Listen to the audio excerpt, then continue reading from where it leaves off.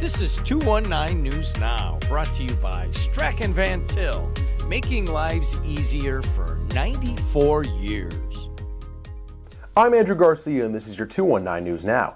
A new study on the feasibility of a convention center in Lake County ranks a Hobart site as the top of 14 sites. The study was presented to the Regional Development Authority and Lake County Commissioners, who will decide whether to move forward under a state law that would provide as much as $100 million in state funding. The Hobart site on Mississippi Street was followed in Johnson Consulting's rankings by Hard Rock, Century Mall, Star Plaza, and Kennedy Avenue at the Borman. The three-state group of carpenters called the Indiana, Kentucky, Ohio Regional Council of Carpenters announced that they'll now go by Central Midwest Carpenters. The union's senior representative for Northwest Indiana, John Carr, explains. Well, it was real confusing to a lot of people, the Indiana, Kentucky, Ohio. So to make things a lot simpler, we just went with the Central Midwest Regional Council of Carpenters. Central Midwest Carpenters, a lot easier to say. And, if we ever grow in the future, it covers everything. But our general president used to call us the Alphabet Council because it was EIKORCC. So it was real confusing. So hopefully this streamlines things.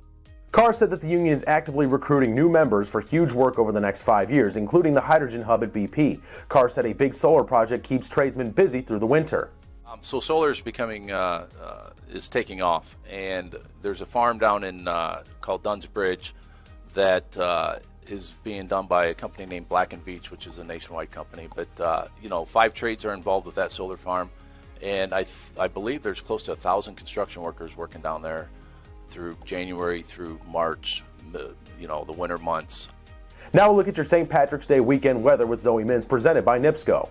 Now, time for your 219 forecast, sponsored by NIPSCO. I'm meteorologist Zoe Mintz, and we're looking at a really nice and dry weekend of weather ahead of us. Today is going to be lovely, mostly calm, mostly sunny, highs in the mid to low 40s. Tomorrow will be even warmer, highs in the upper 50s, but breezes will begin to pick up in the afternoon, gusting upwards of 25 to 35 miles an hour, and those windy conditions will stick around into early Sunday, with much colder temperatures Sunday afternoon in the low 40s, but at least mostly sunny and dry conditions will stick around all weekend long.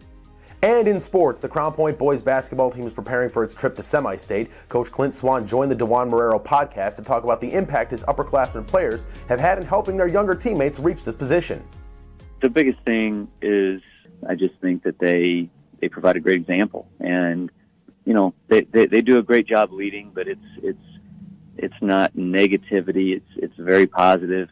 And, I think that whenever you see our guys, you see it's not cliquish. You don't have the seniors and everybody else. It was pretty cool at the end of the regional as time went down. There's Dikembe, a sophomore, giving Jack Svedich a senior a huge hug, and Quinn is hugging all the seniors. It's I think it has a lot to do with what we've accomplished.